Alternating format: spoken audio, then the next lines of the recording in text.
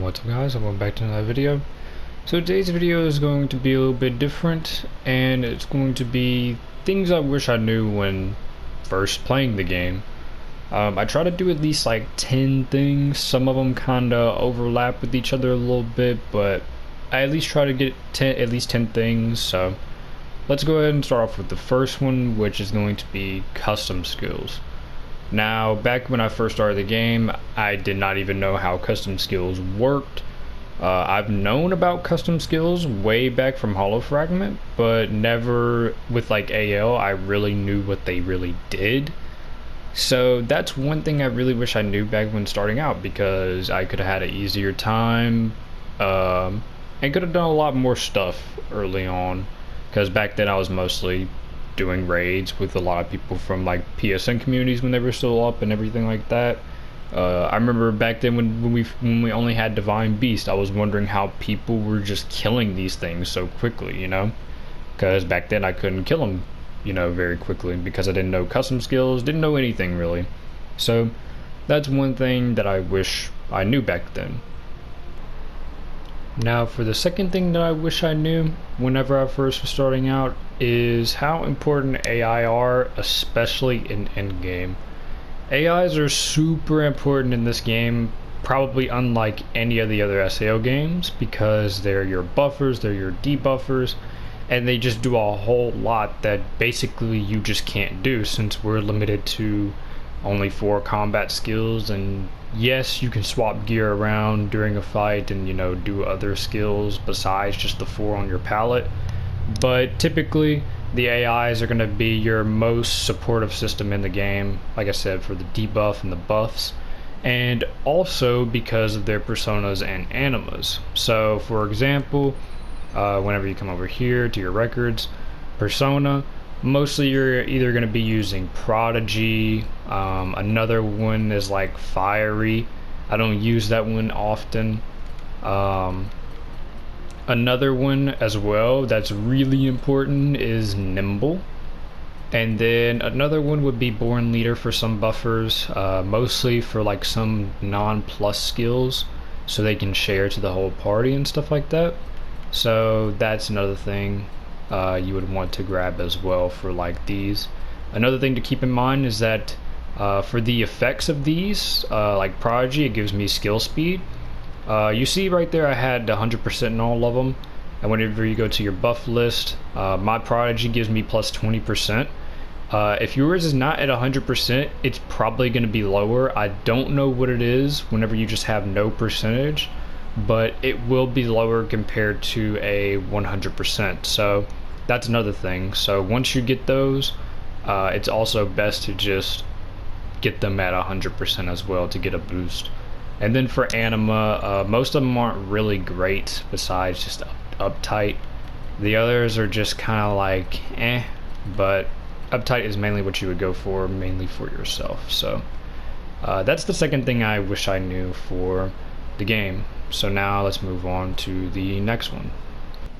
Now for the third thing is making use of incarnations. Back when I first played, I don't even think I touched an incarnation, probably even during story mode, and maybe even back then when we just had normal raids, really. I don't even think I touched an incarnation, and the main reason is probably because back then I didn't know about the custom skills, so I didn't know if you had them on your custom skills they wouldn't break, and back then they would break. So if you put them on your main gear, they're just going to get broken and they will break pretty fast. So that's probably one reason why I didn't really use them and didn't know the whole value of them until way later. So that's the third thing that I wish I knew back then. Now the fourth thing that I wish I knew back then is making use of food items. Food items, I don't remember really using them a lot back then. One I do remember was, I think it was the jumping deer pie, and that would give you like a skill connection, and it would also turn your character completely invisible. I remember using that before in the beginning, but when I was first starting out, when we only had Divine Beast and normal raids, I don't think I was using food items, honestly. That's one thing I wish I knew, because the strength foods being really good. A bunch of them can be good just for, surviving early on and stuff like that. So that's at least the fourth thing that I wish I knew. So the fifth thing I wish I knew was how vendors can have sales of the day. Now, when you're first starting off the game, you probably won't even know this. Like back then, most of the vendors were pretty well hidden. Like on the map, you would not see them. Nowadays, they got some of them marked so you can tell where they are easier, but still some of them are pretty hidden unless you just explore and just look at every NPC. And some of them can have sales of the day, which would be like a special item, and some of them can actually be mob drops. These can be very good early on, especially if they have like the combat skill or a passive that's really good on them. But they are very expensive early on. I think in one of my videos for the best vendors in the game, one of the guys was selling the item of the day, but it was like 18,000, and that was in like the third area of the game. So very expensive early on. You could still buy them early on if you just sell a bunch of stuff that you pretty much won't need and all that. But yeah, that's at least one thing I kind of wish I knew, because could have gotten some useful items from them most likely. So now for the sixth thing I wish I knew was the service quest having gears. So what I mean by that is some service quests that you do, the person will actually give you a accessory. I think it was all accessories they can give you, and some of these can actually be really, really good, and these are one time only. So if you get it and then you end up selling it by accident, it's gone. You're not getting it back. And I actually did that for one of my accessories and back then, and that was it was an accessory that had Echoes of Madness on it. And back then we were using that a lot, and I didn't have it, so that's because I pretty much sold it. But another good one was in Centauria. The lady gives you something with like Reaper's Wrath on it, I think it is. But those I wish I knew, because I'm not sure how many of those I probably sold and how many of those were probably very good. So that's one thing that can especially help you on early in the game. So that's going to be the sixth thing that I wish I knew. So for the seventh thing that I wish I knew was mob drops. This could help me out in the beginning of the game, but also could not really, depending on how much time it even takes to get one. So some mobs in the game can drop pieces of gear. One being in Ruled can drop a wood ornament belt, and it can have Firebolt Plus on it, which is typically what you use with it, as the Firebolt Plus. And these can take a while to get, mostly just to get the drop, and then mostly to get its combat skill, and sometimes even its passive. I remember back in the day farming the Twilight Belt from a mob in Ruled, and that had Hawkeye and Sword Dance, and back then that was an accessory we were using as well. Nowadays, don't even use it. But that's something I really wish I knew back then as well, like at least earlier on, because I don't think we knew about that really till around maybe Extreme Raids. So yeah, that's going to be the seventh thing that I wish I knew. Now for the eighth thing that I wish I knew, it's going to be buff caps, and this is very, very important. I didn't really know about the buff caps in this until around I was learning custom skills and everything, or probably around Extreme Raids. And I kinda knew about buff caps before AL, mostly from like Hollow Fragment, because if you use too many, then your earlier buffs are gonna get overridden. But in AL, I didn't know it was 20, and then also the debuff ticks also count. So yeah, that's another thing. And then especially when people, if you're doing online with people and they're sharing buffs as well, they can overbuff you. So back then I was probably doing a lot of overbuffing and stuff before actually really finding that out. So yeah, That's going to be the 8th thing I wish I knew. So now for the 9th thing I wish I knew, it will be skill ticks. So this I sorta knew already before the game even came out, because I think Javian made a video about it. But if I didn't see that, I definitely wouldn't have known it. But what I mean by this is, for example, you go to your skill trees, you got your combat skills. So right here, Sword Dance has all those effects, and then also has the red effects, which are the debuffs. And you can click X on them on PlayStation. I think Xbox is maybe A, and PC, I don't know.